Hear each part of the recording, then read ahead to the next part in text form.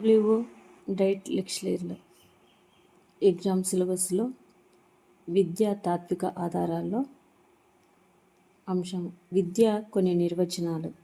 శరీరంలోనూ మనసులోనూ ఆత్మలోనూ దాగి ఉన్న అత్యున్నత శక్తులను బయటికి తీసుకుని వచ్చేదే విద్య అని గాంధీజీ అన్నారు.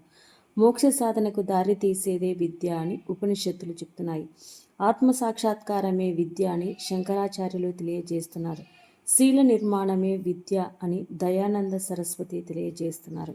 దీని ద్వారా అయితే శీలం ఏర్పడుతుందో, మనశ్శాంతి పెంపొందుతుందో, బుద్ధి వికసిస్తుందో, మానవుడు స్వశక్తితో నిలబడగలుగుతాడో అదే విద్య అని స్వామి వివేకానంద అన్నారు. ప్రతి మనిషిలోనూ దైవత్వము వెలికి తీసేదే విద్య అని సర్వేపల్లి రాధాకృష్ణ అన్నారు. జీవితంలో వచ్చే సమస్య పరిష్కారం చూపేదే విద్య జిడ్డు కృష్ణమూర్తి. నైతిక విలువలు ఆదర్శాలతో కూడిన సత్ప్రవర్తన అభివృద్ధి చేసేదే విద్య అని హెర్బర్ట్ స్పెన్సర్ అనేటువంటి ఆయన తెలియజేశారు. మనిషి మనసు ఆధ్యాత్మిక శక్తులను అభివృద్ధిపరిచే ఆత్మ ఎదుగులకు కావలసినది. అంతర్గత శక్తులను బహిర్గతం చేయడానికి సహాయపడేదే విద్య అని అరవింద్ చెప్పాడు.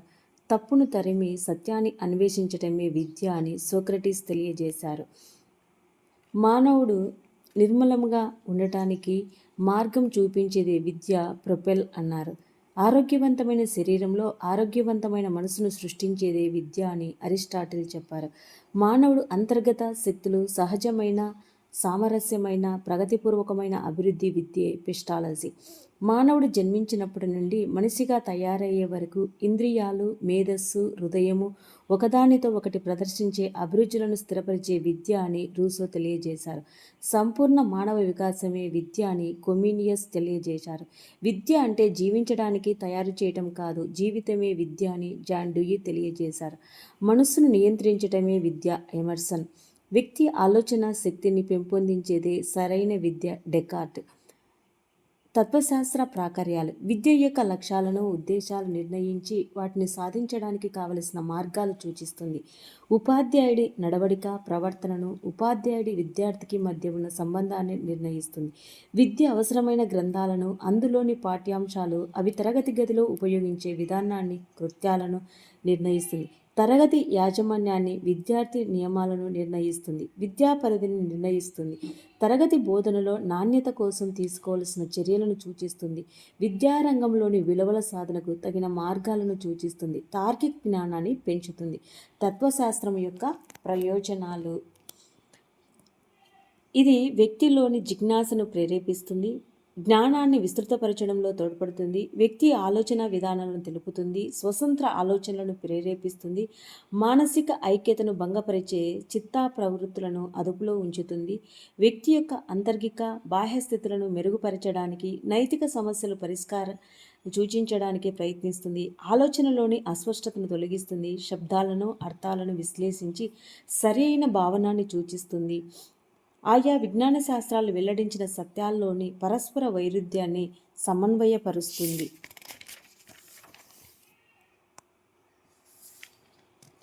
జీవుడు జగత్, సత్య, చిత్, ఆత్మ, పరమాత్మ, ఆనందం, మనసు మొదలైన వాటికి చెందిన ప్రశ్నలను, జవాబులను ఇవ్వడానికి తోడ్పడుతుంది. అనేకత్వంలో ఏకత్వ సాధనకు ప్రయత్నిస్తుంది. జీవితంలో అనుదినము ఎదురు అయ్యే కొత్త కొత్త సవాళ్లను, వాటి మధ్య ఉన్న పరస్పర సంబంధాలను వివరిస్తుంది. తత్వశాస్త్రానికి చెందిన అర్థాలు, దాని ప్రయోజనాలు సూచించే తత్వశాస్త్రం చేసేదేమిటో అవగతమవుతుంది. తత్వశాస్త్ర ప్రయోజనాలను ఏమిటో చూశాం కాబట్టి ఆ ప్రయోజనాలు కలిగించుటయే దాని ప్రాకార్యము. తత్వశాస్త్రం యొక్క స్వభావం. నిరంతరము జ్ఞాన పిపాసతో విమర్శనాత్మకమైన దృష్టిలో తార్కికంగా అంశాలను విశ్లేషించి జిజ్ఞాస తత్వ స్వభావము జ్ఞాన పిపాసత్వాన్ని సాధించాలని, దాని భావన అర్థం చేసుకోవాలని, ఏ అంశాన్నైనా తెలుసుకోవాలని, దేనినైనా సుదీర్ఘంగా, సునిశ్చితంగా, తీక్షణంగా పరిశీలించాలని, విశ్వరహస్యాలను, శోధనలను ఆత్మశోధన చేయాలన్న, ఆత్మజ్ఞానాన్ని సంపార్జించాలని, పరబ్రహ్మ తత్వము పొందాలని, ఆత్మ స్వభావాన్ని అకలింపు చేసుకొని, దాని స్వభావాన్ని అర్థం చేసుకొని, దాని ద్వారా ఆంతర్యాలను కనుక్కొని చేయడమే తత్వశాస్త్రం యొక్క స్వభావం. ఉదాహరణకు ఆత్మజ్ఞానాన్ని ఎలా పొందాలి, ఆత్మ అంటే ఏమిటి, అది ఎలా ఉంటుంది, దాన్ని ఎలా కనిపెట్టాలి, కనుగొనే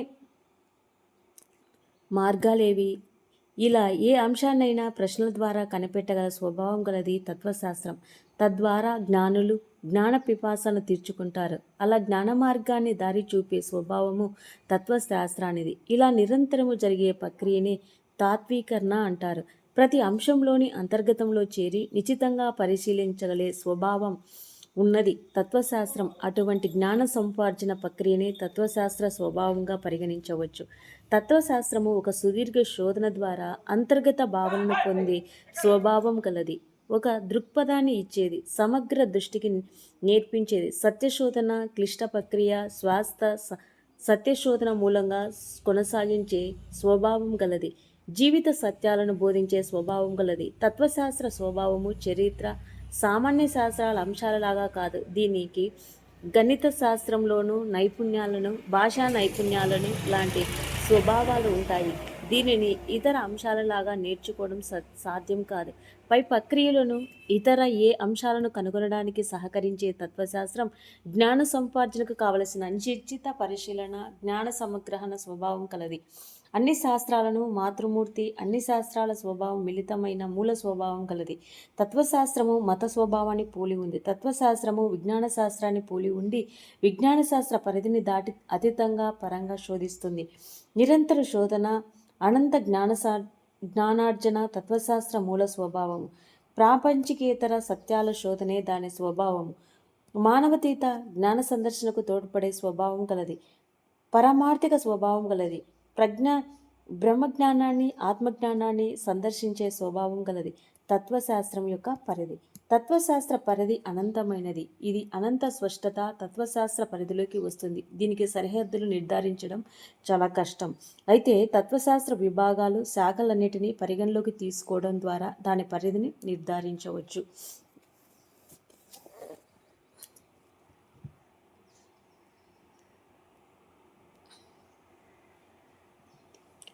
తత్వశాస్త్ర పరిధిని తెలిపే రేఖాచిత్రము. తత్వశాస్త్ర పరిధి 3.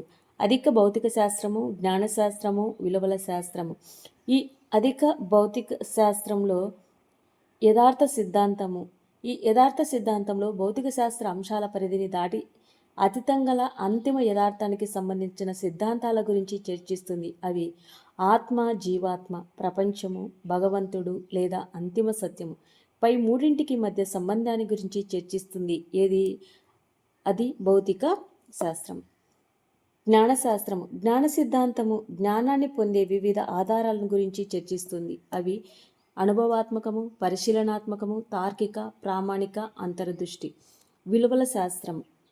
విలువల శాస్త్రం మళ్ళీ 3 రకాలు. తర్కశాస్త్రము, నీతి శాస్త్రము, సౌందర్య శాస్త్రము. తర్కశాస్త్రంలో నిగమన, ఆగమన, ద్వంద్వ తర్కము అనేటువంటి అంశాల గురించి మనము తెలుసుకోవడం అనేటువంటిది జరుగుతుంది. తత్వశాస్త్రంలో ముఖ్య విభాగాలు. తత్వశాస్త్రంలో ముఖ్య విభాగాలు తీసుకుంటే, తత్వవేత్తలు తమకున్న పరిజ్ఞానంతో తృప్తి చెందక విశాల విశ్వం వైపు దృష్టి సాధించి తమ జ్ఞాన పరిధిని విస్తరించుకొని అనేక రంగాల గురించి విస్తారంగా తార్కించి ఆయా రంగాల లోతును సూచించారు. ముఖ్యంగా విద్యారంగం గురించి తెలుసుకోవడంలో భాగంగా అనేక విధాలైన తత్వశాస్త్రాలు ఉద్భవించాయి.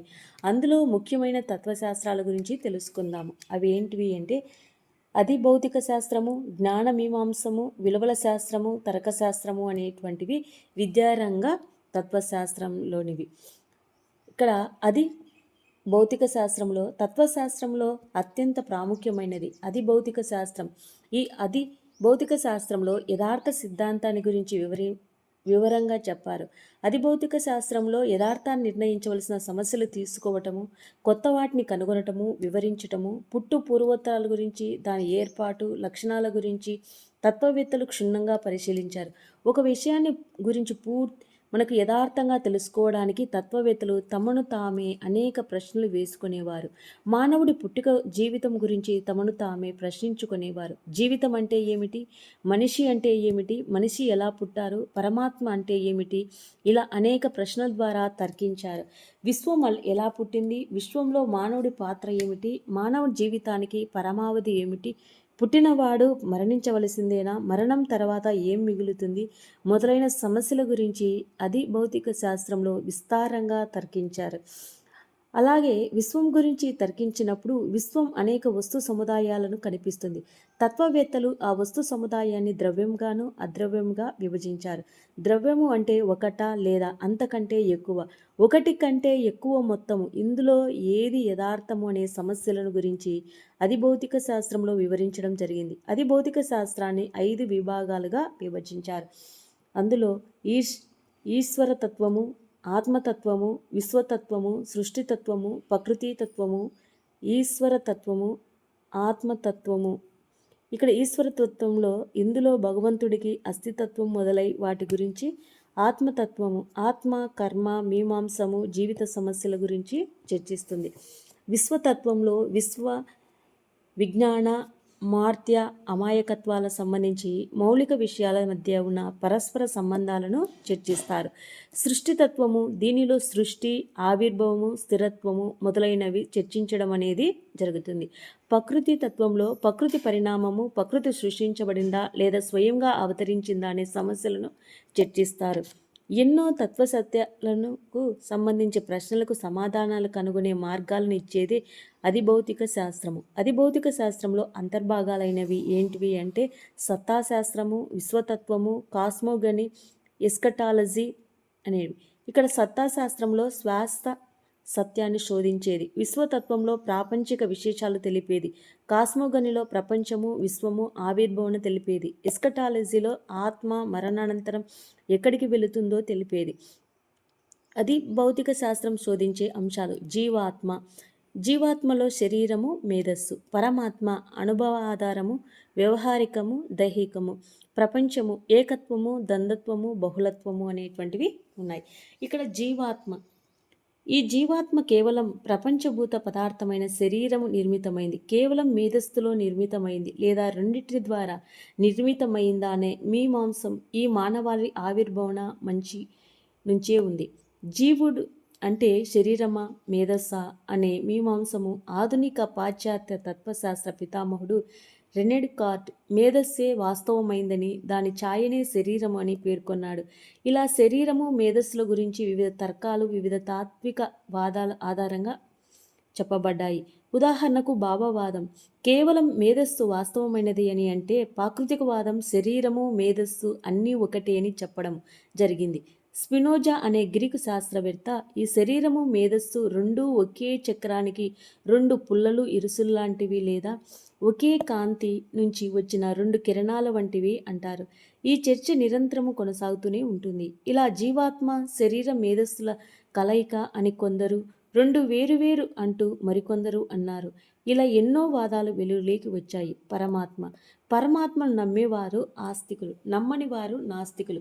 భగవంతుడు అంతటా ఉంటాడు, అందరిలో ఉంటాడు, అందుకే పరమాత్మ సర్వజ్ఞుడు, సర్వవ్యాప్తి, సర్వశక్తిమంతుడు. ఇలా పరమాత్మను సంబంధించిన ఎన్నో ప్రశ్నల ద్వారా ఎన్నో తత్వాలు ఆవిర్భవించాయి. పరమాత్మ అనుభవాధారము, వ్యవహారికము, దైవికము.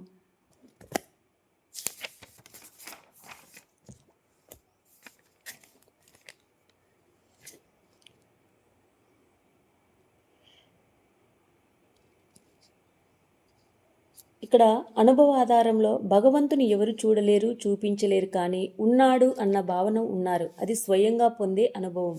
వ్యవహారికము వీరు భగవంతుని నమ్మరు. దైహికము భగవంతుని గురించి రకరకాల నమ్మకాలు ఏర్పరచుకున్నారు. థిజం స్వయంగా భగవంతుని తెలుసుకుంటారు. డిజం ఈ ప్రపంచానికి సృష్టికర్త, న్యాయ నిర్ణయితే భగవంతుడు. ప్యాంథిజం సర్వపరమాత్ముడు. పాలిథిజం దేవుళ్ళు చాలామంది ఉన్నారనే భావన. మోనోథిజం భగవంతుడు ఒక్కడే. ఆథిజం అసలు భగవంతుడే లేడు. అగ్నోథిజం అసలు భగవంతుడే లేడు. అసలు భగవంతుడు జ్ఞాన సంభవము ఆంథ్రోపోమొరో మానవ రూపంలో సాక్షాత్కారం పొందిన భగవంతుడు ఇలా పలు రకాల వాదనలు మానవుని మనుగడలో ఉన్నాయి.